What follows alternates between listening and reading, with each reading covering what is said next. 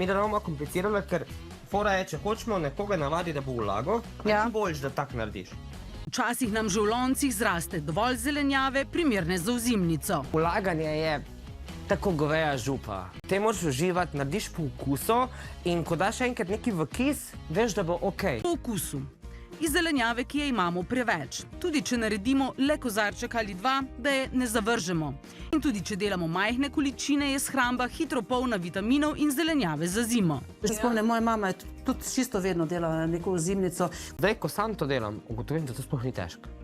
Point vlaganja je sterilen glaš, vroč kis in kvalitetna vsebina. Najpomembneje pa je, da so kozarci sterilizirani, dobro oprani na visoki temperaturi, ko jih izpraznimo, preden jih pospravimo in pa še enkrat pred ponovno uporabo. Če pa ko jo odpremo zasmrdi, je plesniva, nas odvrača od zaužitja, jo pač zavržemo. Vsekakor pa je to zelo trajnostni način, da shranimo pridelke, ki bi drugače propadli. Predvsem pa si tako tudi za zimo naredimo zalogo zdrave hrane, za katero vemo, kako je pridelana in od kod je prišla.